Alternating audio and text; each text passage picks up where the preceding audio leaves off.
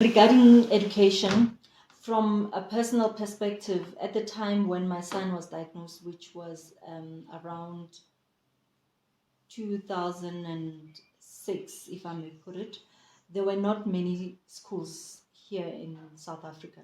And I remember I used to work for the Department of Education, and I was specifically working for the Inclusion and Special Needs Directorate, where we were basically coordinating all the speech therapy services within special schools. So there were not many schools at the time. And at that moment, my son, it was at the time that my son was diagnosed. And imagine, I work for the Department of Education and there's not many schools. My son used to go to a private school called Maylil because there wasn't a lot, like I said, in terms of government special schools. So, but Maylil, what was not nice is the fact that they had autistic kids mixed with children with cerebral palsy.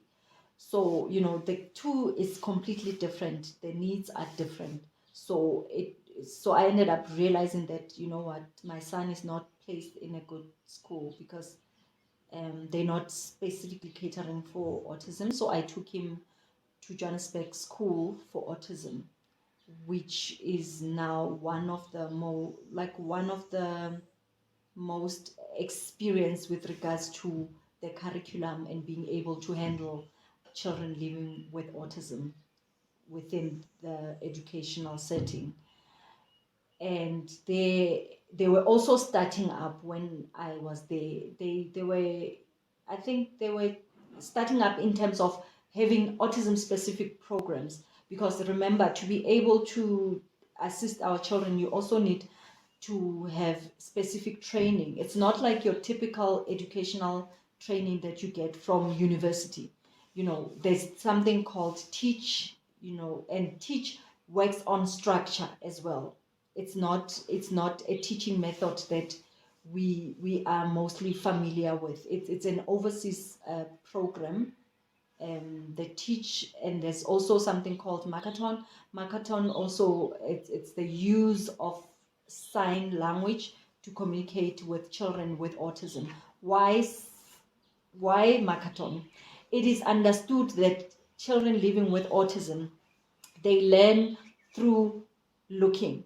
So, and majority of them, they struggle with speech. Why do they struggle with speech? It's because they've got something called apraxia. Apraxia means that you've got speech motor planning problem, where your tongue is not able to, your brain is not actually able to tell your tongue where it needs to be, or to be able to produce speech. So everything has to do with the brain. For you to be able to walk, the brain is able to signal whatever that you need to do. Same goes with speech. But because autism is a neurodevelopmental condition, it then affects how our brain communicates to different senses, or even organs as well. So that's why Makaton. So that means when they see you sign, they somehow can be able to associate that sign with a certain thing. Maybe I'll say toilet, or I'm actually good with South African sign language. Maybe this, because it shows food, maybe eating, and toilet or whatever. I'm not very good with Makaton. I'm actually good with sign language. So there is teach. Teach is all about structure. It is believed that a child with autism learns in a specific way. Maybe they will learn from left to right instead of right to left. So whatever you are teaching them, you teach them from that position, that if they start a task, and that the classroom setup has to have order, things cannot just be put haphazardly, because their brain needs that particular structure to be able to function. And we've got things as well called PECS. It's the picture exchange communication symbol, whereby everything is illustrated in a form of a picture or a photo, where if you want to tell the child that it's time to go to the toilet, you would literally present a card or a picture of a toilet, so that the child can know that it's toilet it's time to go to the toilet, because the child may not be able to tell you that I want to go and wee, but you want to make an association. So when you are teaching toilet training, you will have something called a visual schedule. A visual schedule is so that you prepare their brain or them to know what's going to come. You know why? Because children living with autism, they like structure. So they must know that at this particular time, this is what's supposed to happen. And so that's why within an educational setup, you need to have visual schedules to be able to teach them, so that they know what to expect. Because if they don't know what to expect, it really just frustrates them. So the visual schedule will maybe have a picture at the top to say bus, which means you've just arrived to the class through a bus or a taxi, and then and then it will be ring time, or the time for maybe the singing when they're doing the morning ring, basically morning ring. And then maybe the third thing would be, okay, it's time for now to go to the toilet, and it will have a picture. It's lunchtime, and obviously it would show some snack or food to signal, and then they know what to expect. So that's PACS. So that is something that is used at a school specifically for children with autism. And there are other things like now there's many other methods that have been developed. There's things like the use of something called AAC, Alternative Augmentative Communication, which is the use of your iPads to communicate with individuals with autism. There's also new programs, teach program, no, they call spell to communicate, where you find some children living with autism, because of the speech apraxia that I talked about, they cannot speak, but they do understand language in a written form, where they can actually spell, but they can't communicate. They can look at a picture and know what it is. So they've discovered that those children can actually be taught communicating through the use of devices, through the use of the spell to communicate device that they use, I guess, and through writing as well.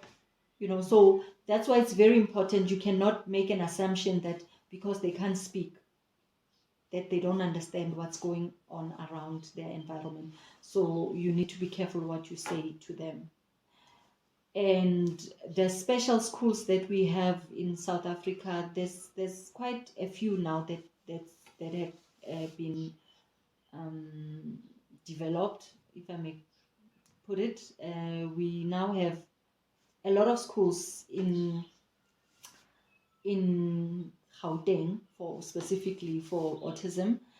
And these schools that I know of, it's Tula Sizwe, I know of Mohato, I know of Eliteni, it's in somewhere in Diepkloof. I know of in Johannesburg School for Autism, specifically in Soweto.